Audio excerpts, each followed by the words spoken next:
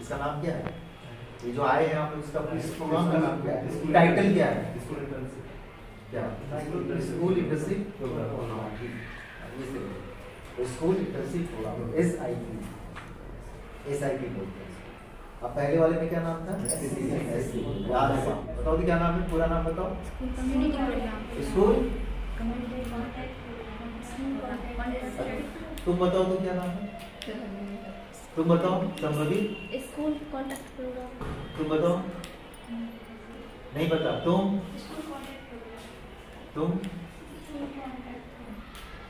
अब दूसरा सवाल है कि ये किस प्रोग्राम का पहला भाग है? स्कूल इंटर्नशिप प्रोग्राम का। हम आपको बताने जा रहे हैं SIP के अंतर्गत कौन कौन सी गतिविधियां संपादित करनी है। पहला है स्कूल डायरी, दूसरा है आपका classroom observation and peer observation. इसको ऐसे समझिए, क्लासरूम ऑब्जर्वेशन है कि आप यहाँ के किसी टीचर को ऑब्जर्व करते हैं जैसे आपने पहले साल में किया था। अब पीयर ऑब्जर्वेशन का मतलब है कि जब आपका साथी क्लास में जब जाके बच्चों को पढ़ाएगा तो आप एक या दो लोग पीछे जाके या तीन लोग पीछे जाके अपने साथी का ऑब्जर्वेशन करेंगे, वो है आपका पीयर ऑब्जर्वेशन। पीयर ऑब्जर्वेशन करने के लिए आपके पास एक टूल होना चाहिए रेटिंग स्केल का, जो हम आपको दिए थे पहले साल में। है नहीं है? क्या आपने पीयर ऑब्जर्वेशन किया? अब नहीं हुआ तो कोई बात नहीं, लेकिन अब करना। आपके पास कम से कम 20 ऐसे पीयर ऑब्जर्वेशन का होना चाहिए। ठीक है, 20 आपका होना चाहिए क्लासरूम ऑब्जर्वेशन यहाँ के टीचर का। अगर 20 नहीं हो, क्योंकि ज़्यादातर आप ही लोग को क्लास करने के लिए मिलता है, 15 भी होगा तो चलेगा, लेकिन अपने साथी का कम से कम 20 करो। फिर उसको बताओ अपने साथी को कि आप यहाँ पे आपको सुधार करना है, यहाँ पे आपने ये कर दिया, अगर आप इसमें अगर इम्प्रूव करेंगे तो आपकी टीचिंग और ज़्यादा इफेक्टिव हो जाएगी। ये तो हुआ। तीसरा लिखिए स्कूल ऑब्जर्वेशन। ये वही चीज़ है जो फर्स्ट ईयर में था, 30 पॉइंट्स, जो हमने आपको 30 पॉइंट्स का एक क्राइटेरिया दिया था, जिसमें 30 पॉइंट्स याद है? याद है किसी को? नहीं याद है? बादाम खाओगे किसी को? कागजी बादाम, छोटा बड़ा नहीं। 30 पॉइंट्स भूल गए? हाँ नहीं, मतलब वो परफॉर्मेंस दिए थे याद है, जिसमें 34 पॉइंट्स था स्कूल ऑब्जर्वेशन का। हाँ SNC। हाँ डिफरेंट टाइप के रजिस्टर है ना, लैब, है ना, हाँ लेबोरेटरी आदि आदि, प्ले ग्राउंड, वॉशरूम, हाँ ये तमाम तरह की चीज़ें जो है। बाल संसद, बीना मंच, पता नहीं यहाँ तो नहीं होगा, वो मिडिल स्कूल में है, यहाँ पे कुछ और होगा। अगर लोकतांत्रिक गतिविधियाँ यहाँ पे होती है तो कल्चरल एक्टिविटी जैसे टाइप का वो होगा। हाँ यहाँ पे नहीं है, तो आपको भी पता तो होना चाहिए ना आपको क्या देखना है, वो आपको मालूम होना चाहिए। मान लो 30 में 15 आपको यहाँ नहीं दिखा, 15 मैं 100% बताऊँगा कि वो है यहाँ पे, लेकिन वो पता तो होना चाहिए वो 15 है कौन जिसको हमको देखना है। ये कितने हो गए? तीसरा होगा ना। चौथा लिखिए एक्शन रिसर्च। क्या एक्शन रिसर्च आपको यह है? तो टॉपिक नहीं है एक्शन रिसर्च। अच्छा क्या होता है एक्शन रिसर्च? नहीं बताया क्या आपको बिजनेस से पहले? बहुत शॉर्ट में समझिए, 2 मिनट। एक्शन रिसर्च हिंदी में कहते हैं इसको क्रियात्मक अनुसंधान। ये बहुत ही लंबा नहीं होता है, ये बहुत ही शॉर्ट टर्म का एक ऐसा अनुसंधान है जिसमें किसी कार्यस्थल पर कार्य करते हुए उत्पन्न होने वाले समस्याओं को हल करने का तरीका ढूंढा जाता है और उन कारणों को ढूंढा जाता है जिसके तहत उस तत्कालिक समस्या का समाधान किया जा सके। यह एकमात्र ऐसा अनुसंधान है जिसमें सिर्फ समस्या के कारणों को ही नहीं ढूंढा जाता है बल्कि उसका हल भी किया जाता है। इसी को कहते हैं क्रियात्मक अनुसंधान। जैसे अगर इस विद्यालय में लड़कियों के लिए वॉशरूम की व्यवस्था नहीं है तो आपको इसे एक विषय के रूप में लें। अगर बच्चों के लिए प्ले ग्राउंड नहीं है प्रॉपर, तो अगर इस कैंपस में साफ सफाई का अभाव है तो यह क्रियात्मक अनुसंधान का एक विषय है।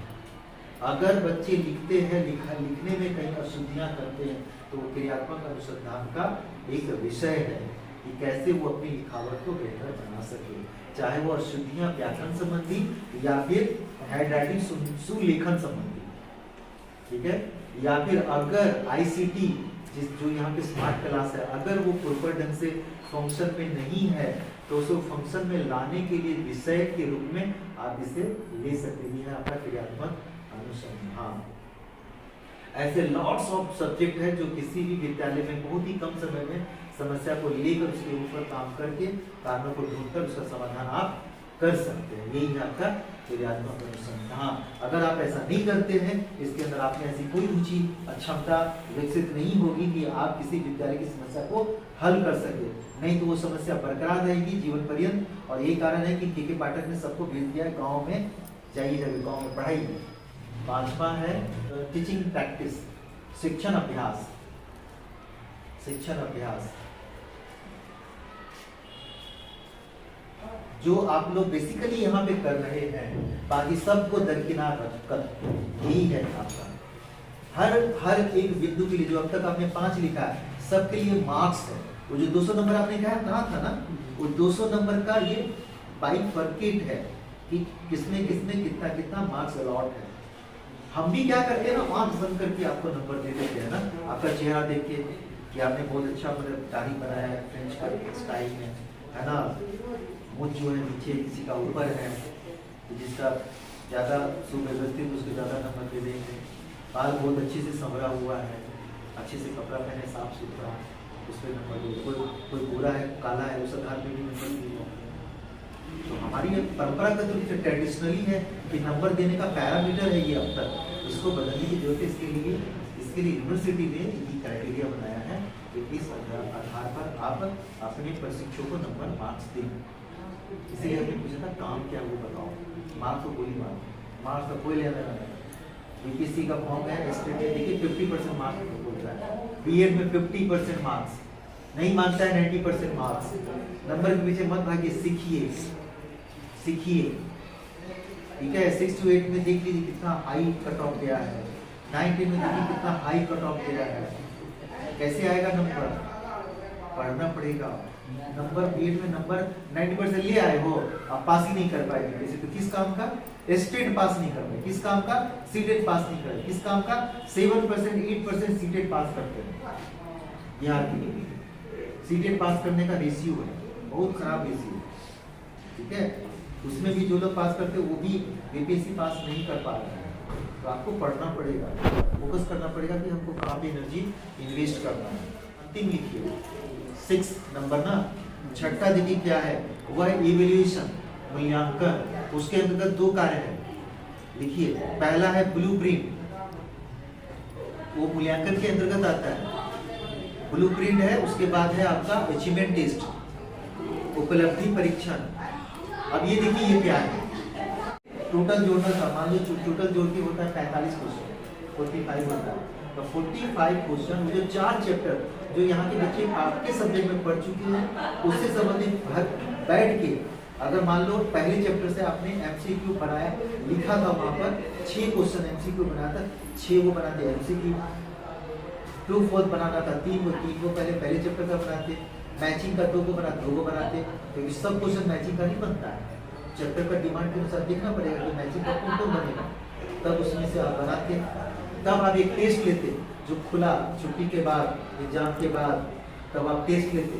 तब आपको समझ में आता कि इस क्लास में प्रीवियस नॉलेज कितना है, कितना बच्चे जानते हैं और कितना नहीं जानते हैं। ये कैसे आपने बताया? ये स्टैंडर्ड नहीं है। वो जो आपने किया ना, वो बहुत बाद का चीज है, और वो अनुमान है, अनुमानात्मक है। नहीं, ये प्रैक्टिकल नहीं है, क्योंकि आपने कोई मेथड नहीं किया। ये तो ऐसी कोई भी आपने और बाकी जो बीएड में ट्रेनिंग नहीं, उसमें क्या फर्क है? जैसे एग्जाम्पल कि घर पे मेहमान आते हैं ना, आपके घर में मेहमान आते रहे होंगे, रिश्तेदार आते हैं, परिवार के अन्य सदस्य आते हैं, आपके पापा जी के दोस्त आते हैं। वो क्या करते हैं, कभी कभी आपसे पूछ बैठते हैं, जैसे आपके पिताजी कुछ बोल दिए कि ये इतना पढ़ना आता है उसको, तो वो भी आप पूछिए ना, मेरा बेटा सब जानता है, मेरी बेटी सब जानती है। तो आपके दोस्त या रिश्तेदार क्या करते हैं, एक दो सवाल पूछ लेते हैं ना, पूछ के अनुमान लगाए ना। आपको ये काम नहीं, आप में और उनमें क्या अंतर है? आप में आप ट्रेनिंग ले रहे हैं ना, तो जब आप ट्रेनिंग लेते हैं तो आपका जो तरीका होता है वो एक सामान्य व्यक्ति से अलग होना चाहिए, डिफरेंट होना चाहिए। इसी के लिए बताया गया कि आपको एक ब्लूप्रिंट बनाना चाहिए। काम वही है लेकिन आपको प्रोसेस से जाना चाहिए। पहले ब्लूप्रिंट बनाते या अपने इंग्लिश सब्जेक्ट में तमाम तरह के प्रश्न बनाते, एक ही चैप्टर का बनाते, 40 नहीं बनता 20 बनता। वो क्वेश्चन देते, कौन सा क्वेश्चन देते, अगर उसको पढ़ना ही नहीं आ रहा, हाँ कैसे क्वेश्चन पढ़ने सवाल पढ़ने तुम कैसे समझिए कि ये जो तुम सोच रहे हो ना, ये इसको सिद्ध करना है ना। जैसे मैथ में कोई सिद्ध करते हैं ना, सिद्ध करते हैं ना कि y मतलब इतना होता है, कैसे हो y मतलब इतना कैसे होगा, उसको सॉल्व करते हैं ना। भाषा में कैसे बिल्कुल भाषा में आपको ब्लूप्रिंट बनाना था, क्वेश्चन बनाना था, टेस्ट लेना था, तब करना था। आप ब्लूप्रिंट में एक और 2 सेक्शन बनाते, एक सेक्शन में लिखते लिखित परीक्षा, दूसरे में लिखते वाइवा, आप दोनों काम कर लेते। आप लिखित भी ले लेते, लिखना आता है कि नहीं अंग्रेजी, अब बोलना आता है कि नहीं अंग्रेजी, एक और ले लेते आप अभिव्यक्ति का। आप ब्लूप्रिंट तो आपके ऊपर डिपेंड करता है कि आप कैसे बनाते हैं। अगर आपको सही मायने में बताया कि ब्लूप्रिंट कैसे बनाया जाता है तो आपकी ये दुविधा दूर हो जाती है। ब्लूप्रिंट में लोग आंसर दे देते हैं, ब्लूप्रिंट में लोग आंसर अभी तो बताया ना कितना बहुत तरह का लंबा चौड़ा है। आप जितनी कल्पना कर सकते हैं उतना प्रश्न का बना सकते हैं, लेकिन आप ये करें कि एक ही चैप्टर हुआ है तो आप ज़्यादा तो नहीं बना सकते उसमें। पहले वो बनाना था जो प्रोसेस, तब जाके आप कहते। अगर आप फॉर एग्जाम्पल अगर मैं ये कहूँ, आप लिखिए कोई एक मैथ वाले को लिखो, अगर मान लो तुमने 90 बच्चे लिखो या 100 लिखो, हिसाब आसान होता है। 100 बच्चे का टेस्ट लिया, हमारे 100 बच्चे का टेस्ट लिया और 100 बच्चे में से